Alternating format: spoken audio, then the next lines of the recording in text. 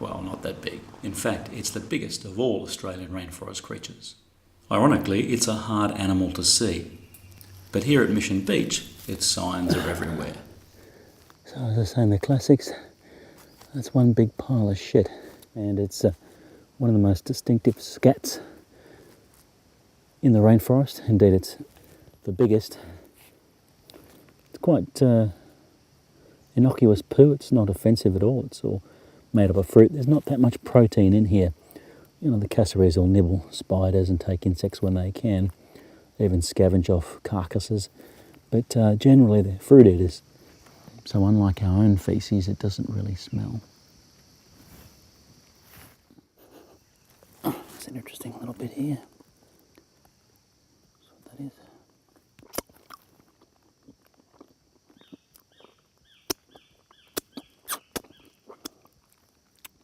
It's just a caramello koala. In my experience, I think the best place to see cassowaries is Eddy Bay, on the coast just near Innisfail. But they are still surprisingly well camouflaged and almost impossible to follow in the thick scrub.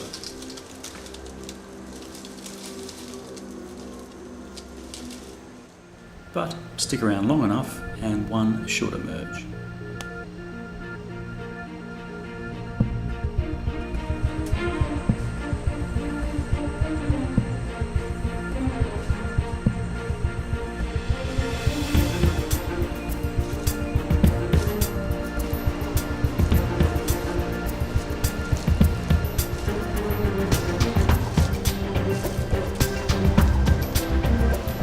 Once it's out of the thick jungle, you might be able to follow it. Here at Eddy Bay, 2 individual females often patrol the beach.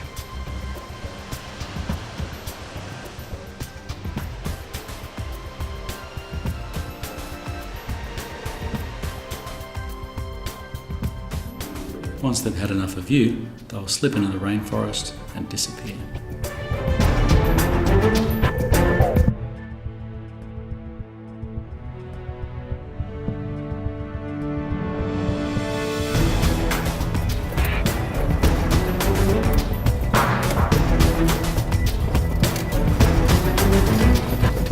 So, time to head further north, this time into the Daintree, to try and find some cassowary families.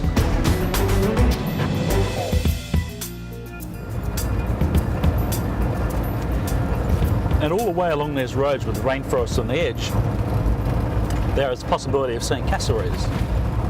So you could drive for weeks along this road without seeing cassowaries. But here we have the cassowary father, who looks after the eggs and raises the kids, with a cucumber-striped brown chick. So one of the best places, or consistent places to see cassowaries in the lowlands, is a little B&B called Epiphyte. And that's where we're going to head now. So once you've sighted it, it's try and keep it in sight through the forest. It can be quite tricky. Here it is.